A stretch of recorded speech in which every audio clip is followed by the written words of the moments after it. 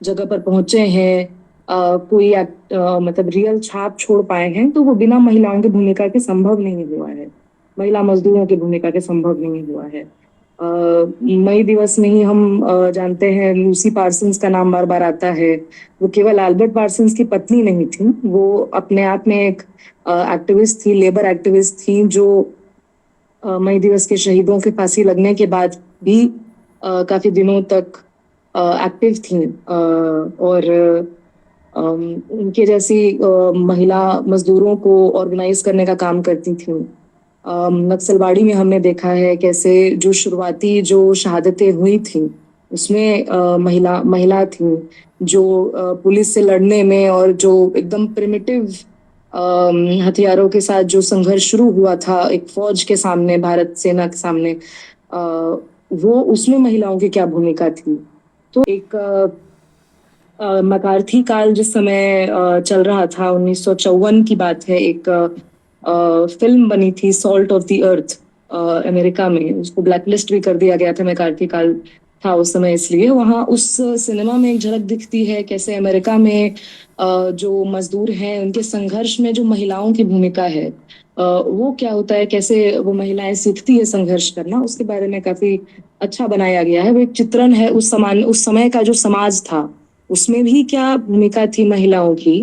महिला मजदूरों की खास करके, वो बहुत करीने से दिखाया गया है।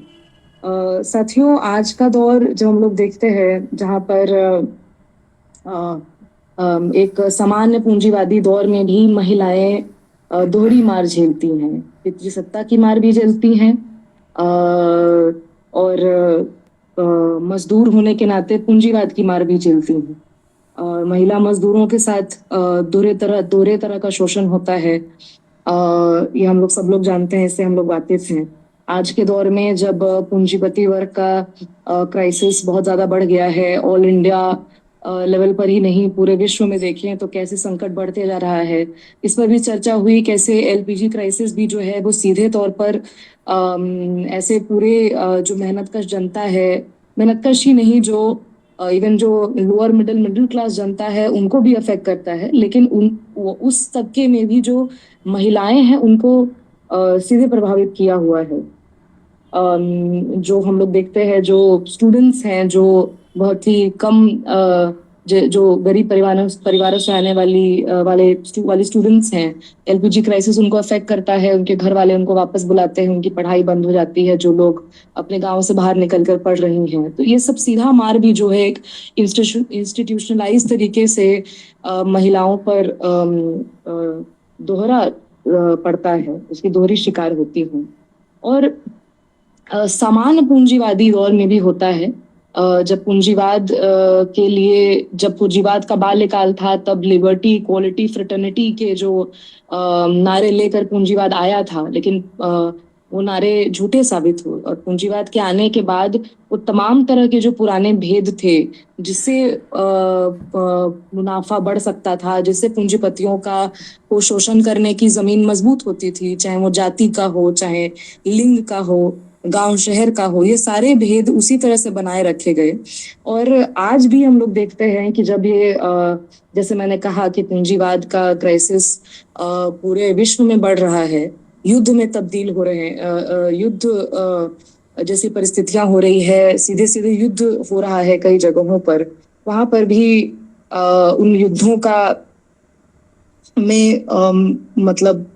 जो विक्टिम्स हैं उसमें महिलाओं को दोहरी तिहरी मार है वहां पर भी। और इस दौर में जब क्राइसिस है पूंजीवाद का, तो उसने ये अपना मुनाफा बनाए रखने के लिए मजदूरों पर अपना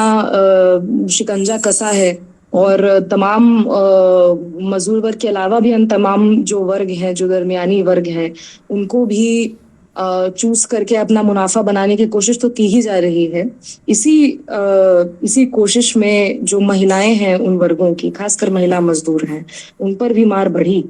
और ये दोनों तरफ से है। एक जो प्रत्यक्ष हमला हम लोग देखते हैं जैसे लेबर कोड के जरिए, या आप देख लीजिए जो नोएडा में जो घरेलू कामगार महिलाएं या फैक्ट्री की महिलाएं, नोएडा में या मानेसर में, गुड़गांव में प्रदर्शन कर रहे थे, उनके साथ जो पुलिस की हैंडलिंग है, मेल पुलिस की जो हैंडलिंग है, जिसमें कोई जो एक पुराना बुनियादी बुर्जुआ जनवाद का भी जो एक दिखावटी ही सही, लेकिन एक रहता है कि महिला अगर है सामने तो महिला पुलिस रहेंगी, उसको भी नकार करके पूरे खुले रूप से जब मतलब उनको पीटा जा रहा है। ये फांसीवादी सरकार जब रेपिस्टों को, मोलेस्टर्स को अपने सरकार में खुलेआम जगह देती हैं, भले उनके सामने जो मतलब लगातार महिला विक्टिम्स जो है अपनी आवाज बुलंद कर रही हो तो भी, तो इस तरह ये तो एक प्रत्यक्ष हमला है जो फांसीवाद में बढ़ा है, लेबर कोड्स के जरिए बढ़ा है, जहां पर महिलाओं को रात्रिपाली में काम करने का दिया गया है, सुरक्षा सेफ्टी का ध्यान नहीं रखने का जो कवायद है, यूनियन नहीं बनाने का, स्ट्राइक को करना बहुत मुश्किल बना दिया गया, ये सारा चीज प्रत्यक्ष हमला है और व्यवहारिक रूप से जमीनी हमला है उनके ऊपर, महिला मजदूरों के ऊपर। वहीं दूसरी तरफ एक वैचारिक हमला भी एक अभी से ही नहीं, लेकिन अभी वो ज्यादा जोर पकड़ रहा है, जो नारीवादी डिस्कोर्स के रूप में जो हम लोग देखते हैं। जब हम बात करते हैं महिलाओं के दमन की, ऑपरेशन की,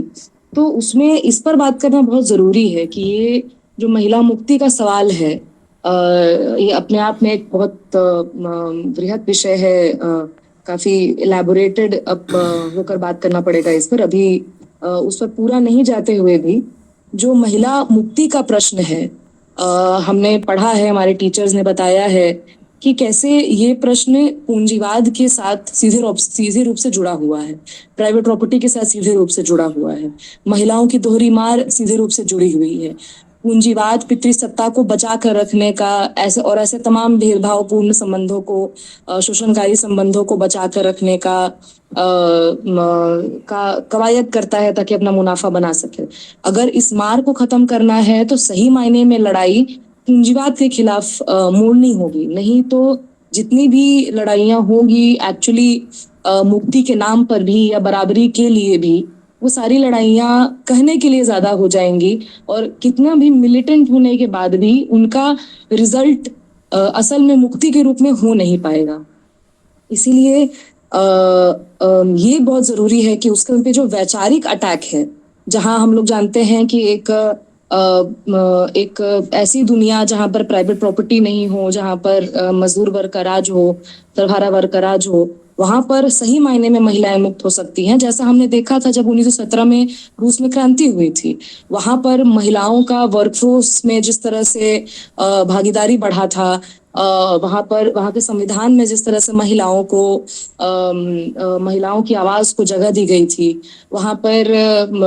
अन्य कई तरह की चीजें महिलाओं के लिए की गई थी, जो पूरा प्रसव पीड़ा को लेकर के, जो उनको मेडिकल सुविधाएं देने से लेकर के तमाम चीजें जो है वो यूएसएसआर में हम लोग देखते हैं। वोट देने का अधिकार पहली बार मिला था, तो ये तमाम चीजें हम लोग देखते हैं। इसके अलावा भी बहुत सारी चीजें, ये तब तक नहीं संभव है जब तक पूंजी का राज बना हुआ है। और ठीक यहीं पर जो नारीवादी डिस्कोर्स है, महिलाओं के पक्ष में खड़ा होना, महिलाओं की मुक्ति की बात करना और नारीवाद दो अलग अलग चीजें हैं, एंड सभी साथी जानते होंगे। और नारीवाद एक्चुअली इस डिस्कोर्स को केवल सीमित चीजों तक, जैसे उसका जो सबसे एक्सट्रीम फॉर्म है वो पुरुषों को शत्रु बनाने तक जाता है, जबकि ये और जो वर्ग का एंगल है यहाँ पर, और एक वर्गहीन समाज बनाने का से कैसे जुड़ी हुई है महिला मुक्ति, से कैसे जुड़ा हुआ है महिला मुक्ति का प्रश्न, इस सवाल को वो गोल कर देता है। और ठीक यहीं पर जब महिलाओं पर हमला बढ़ रहा है और सारे तमाम जो इंटेलेक्चुअल सेक्शन से आने वाले लोग या छात्र युवा सेक्शन से आने वाले लोग, इवन मजदूर वर्ग से आने वाले लोग, जब इस नारीवादी डिस्कोर्स में से प्रभावित होते हैं, चूंकि महिला मुक्ति का प्रश्न को इससे जोड़कर प्रस्तुत किया जाता है, जबकि ये असल मायने में महिला मुक्ति का प्रश्न है नहीं। ये बस असली शत्रु को को छुपा कर रखने का, उसको वो टारगेट न हो, इसका एक कवायद है पूरी। इससे भी लड़ना उतना ही जरूरी है। और इससे लड़ने का आज जो महिलाओं ने जो आंदोलन में हिस्सा ले करके मतलब महिला मजदूरों ने जो आंदोलन में हिस्सा लेकर के दिखाया है कि हम ये जो लड़ाई है बेहतर समाज बनाने की, ये पुरुष और बनाम महिला की लड़ाई नहीं है। ये वर्ग वर्ग बनाम वर्ग की लड़ाई है, पूंजीपति वर्ग बनाम मजदूर वर्ग की लड़ाई है। और इसमें तमाम इन सारे डिस्कोर्सों को इसी बाइनरी में आना पड़ेगा। क्योंकि आप अगर महिला मुक्ति की बात करते हैं या महिलाओं के लिए एक बेहतर समाज की बात करते हैं, तो जब तक पूंजीवाद है, जब तक पूंजीपति वर्ग का राज है, जब तक ये वेज स्लेवरी बनी हुई है, तब तक सही मायने में नहीं हो सकता है। और दूसरी तरफ ये भी कि मजदूर वर्ग, जिसमें महिला पुरुष दोनों ही आते हैं, मजदूर वर्ग तब तक मुक्त नहीं हो सकता है जब तक पूरे समाज में कहीं भी शोषण मचा हुआ है। इसीलिए मजदूर आंदोलन के लिए उतना ही जरूरी है कि महिलाओं की मुक्ति का प्रश्न को वो सीधे सीधे अपने हाथ, मतलब सीधे सीधे उसको कन्फ्रंट करे और उस पर मतलब जवाब ढूंढे और महिलाओं को गोलबंद करने का काम करे। उनको ये जो भटकाव आ रहे हैं